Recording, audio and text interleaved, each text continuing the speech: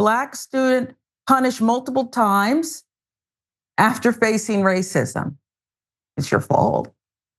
I mean, Boston, Massachusetts, 12-year-old David Palacio is a student at Melrose Veterans Memorial Middle School, who was punished for defending himself after months of racial attacks at the school.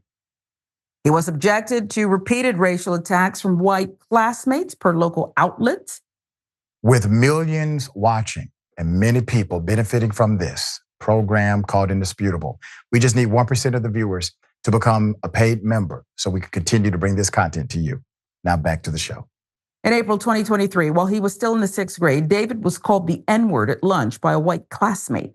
After the assistant principal called David's mother, Nita Holder, to notify her, Holder suggested the school coordinate a restorative justice mediation session with the white classmate. School never set up the meeting or implemented any accountability measures. No time. 5 months later, some students called David the N-word in the school library and then attacked him. In that instance, the teachers restrained David and treated him as the offender, the suit states. He told teachers about the racial slur, but the school went on to suspend him from school for a day, while the white students who started the fight were never punished.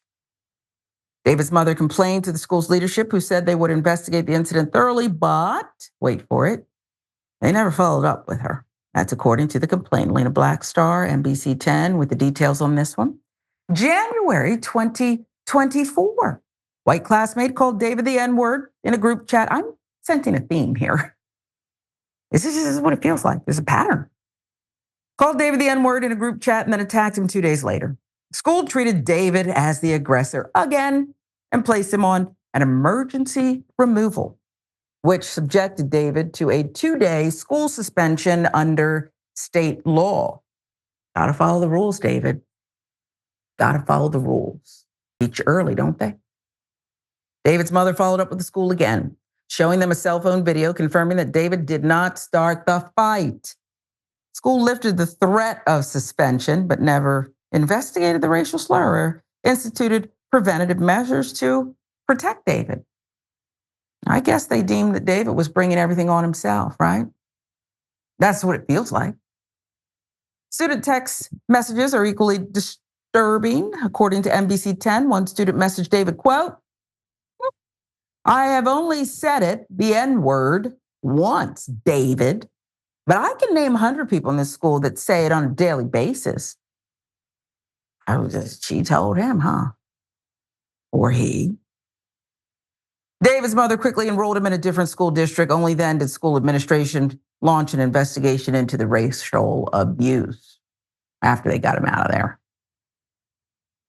A statement released by the Melrose Independent School District says, quote, "Officials look forward to providing more information about the steps that the district took to address these incidents described in this complaint."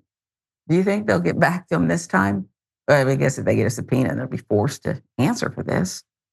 Superintendent John Massaro also said, quote, "We take any allegations of individual or systemic discrimination very seriously in Melrose Public Schools," except when we don't. "And we are committed to fostering a safe and equitable educational environment for all." Say what now?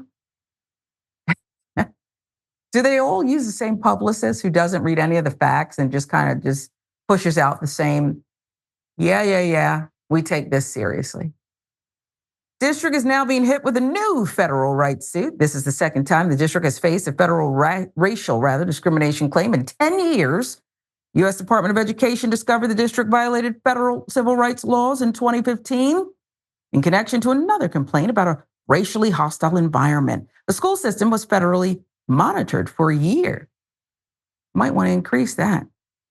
Principal Josh Murphy, Assistant Principal Michelle Seawick, and Interim Assistant Principal Timothy Daly have all failed to publicly comment to our knowledge. Thumbs up. This one's for you. None of this surprises me, Ben. Not the abuse, verbal abuse and more physical that the young student, David, experience and not the reaction here. We'll get back to you, and then they don't. We'll get back to you, and then we don't. We're not going to punish anybody. What do you want us to do? And now that there's a lawsuit and David's no longer part of this school community, suddenly they look forward to letting everyone know the steps they took. Any surprises on your end? No, I mean, I think this is standard protocol. I feel like when a Black student is subjected to racism repeatedly over and over and over again, what you do is you ignore it. You wait till he has to adjust his life, change schools, and then you pretend you're going to investigate it when it's too late, once public attention comes. That makes sense. I mean, what are they supposed to do otherwise, Sharon? Are they supposed to punish white students? That's not how we do it in this country. If there's a dispute between a white student and a Black student, you punish the Black student by default because of inherent racism. You don't actually punish the people who are responsible. That would perhaps correct the system in a way that would be helpful for the future. And we're trying to keep our schools as backwards as possible so people know what it used to be like in the good old days when you didn't have to worry about appeasing or appealing to or being fair to all ethnic groups or racial groups, just to white students, which is what a lot of people in the Trump administration are hoping to do as well, is to bring us back to those good old days when you didn't have to worry about all this woke stuff like caring about stopping racism, and as to the public statement made by the school, not only is it the standard statement that is often made, they just leave out one part of the sentence rather. They just leave out, we here at the Melrose Public Schools care very much about racial discrimination when we put out public statements. They care about it greatly in public statements, Sharon. Isn't that enough? Yeah. And I don't know why the kids have to mix anyway, because if they would only upheld Plessy v. Ferguson, if that was still the law of the land, we wouldn't have these problems. Separate but equal, right? That's what we should still be doing. The good old days of America. Let's get back there. Finally, somebody said it. Yeah, right? Let's just be honest about it.